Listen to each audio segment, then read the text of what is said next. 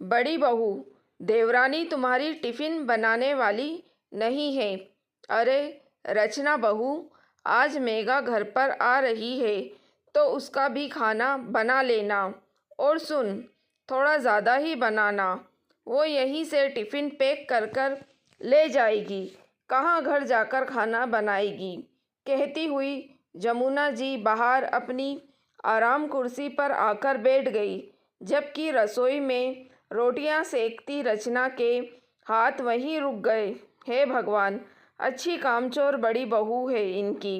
शाम को आ रही है तो भी घर वालों के लिए खाना बनाकर नहीं आ रही। मैं यहाँ बैठी हूँ ना, टिफ़िन वाली, मैं बनाऊंगी उनके पति और बच्चों के लिए खाना। अंदर रसोई में रचना धीरे धीरे बड़बड़ाती हुई खाना बनाने में जुट गई। आखिर कितना ही बड़बड़ा ले, खाना तो उसी को बनाना था। ये बात वो अच्छे से जानती थी। आखिर ये हमेशा का ही था। जब से शादी हुई है तब से देखती आ रही थी। आखिर मेघा खाना बनाती कब है घर पर, उसे तो यह समझ में नहीं आता था। आए दिन तो आ जाती है यहाँ पर अम्मा जी को मक्खन लगाने के लिए। अम्मा जी के दो बेटे हैं, अमित और सुमित। अमित अपनी पत्नी मेघा और दो बेटों के साथ कॉलोनी के दूसरे छोर पर रहता था। वही सुमित अपनी पत्नी रचना के साथ अपने पुराने घर में रहता था। अम्मा भी उसी के साथ रहती थी।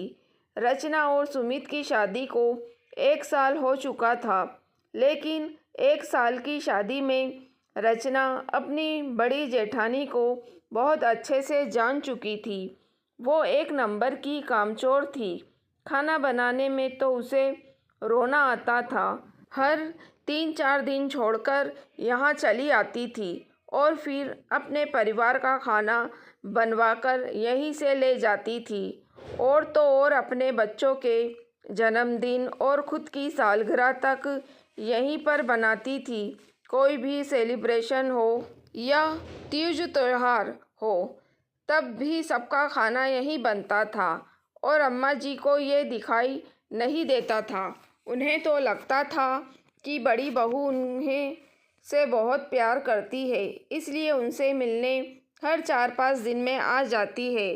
साथ ही हर वीकेंड में कहीं ना कहीं जाती थी तो अम्मा जी के लिए कुछ न कुछ खरीद कर ले आती थी। ये अलग बात थी कि वो ये सामान वहीं लोकल मार्केट से खरीद कर लाती थी।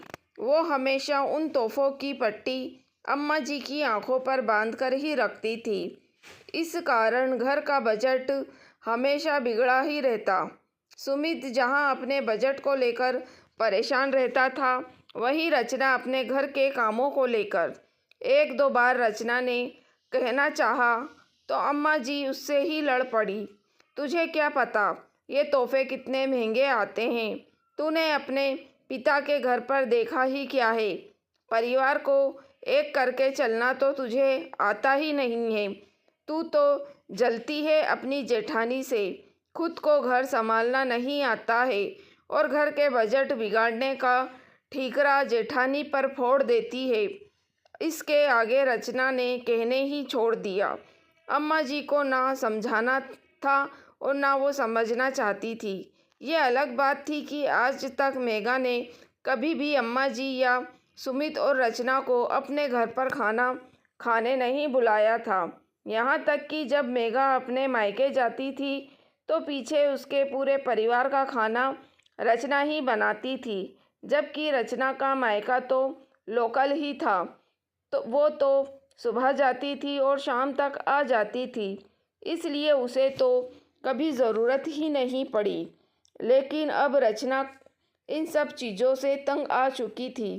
खाना बनाती बनाती अभी भी उसके दिमाग में यही बात चल रही थी कि किस तरीके से अपनी जेठानी को सबक सिखाऊं, कैसे उसका हमेशा का ये टिफ़िन वाला नाटक बंद कराऊं और कैसे अम्मा जी की आंखों पर से जेठानी की तोहफ़ों वाली पट्टी हटाऊं।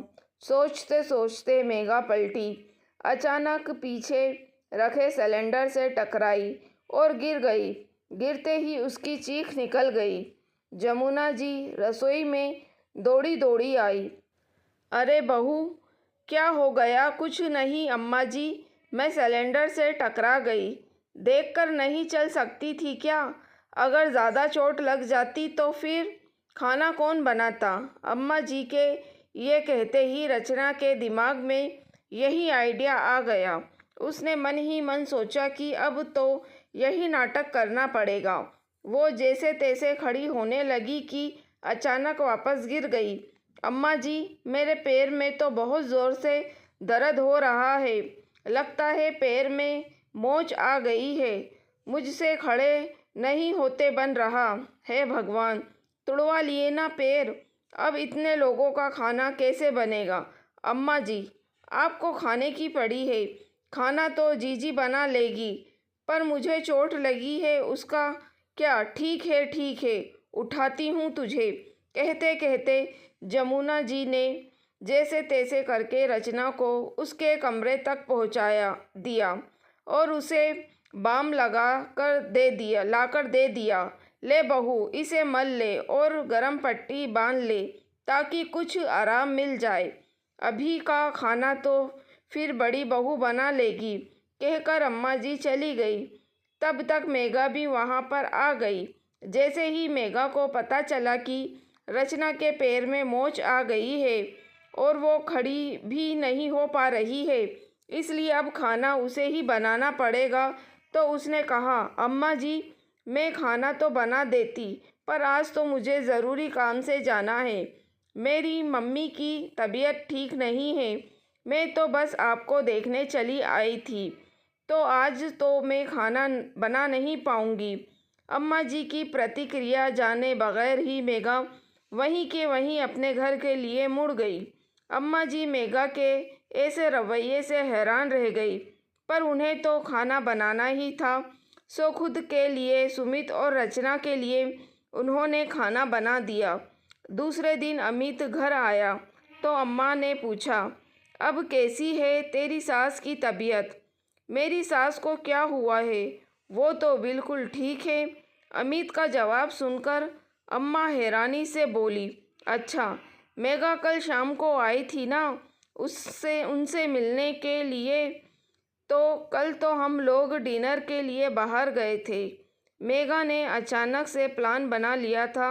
अमित का जवाब सुनकर अम्मा जी को समझते देर नहीं लगी कि मेघा ने जानबूझकर ऐसा झूठ बोला ताकि उसे खाना ना बनाना पड़े। पर रचना ने 4-5 दिन तक अपना नाटक यूं ही जारी रखा।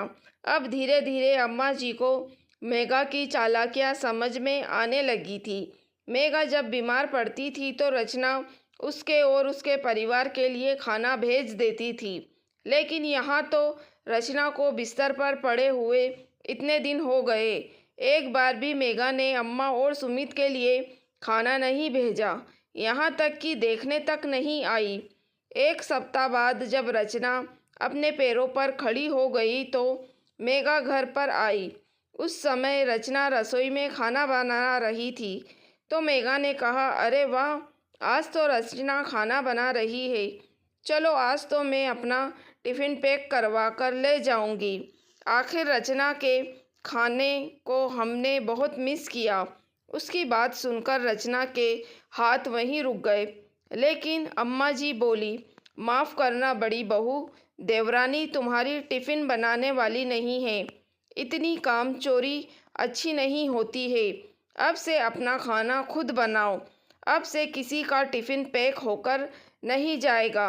अम्मा जी के कहते ही मेघा को साफ सूंघ गया।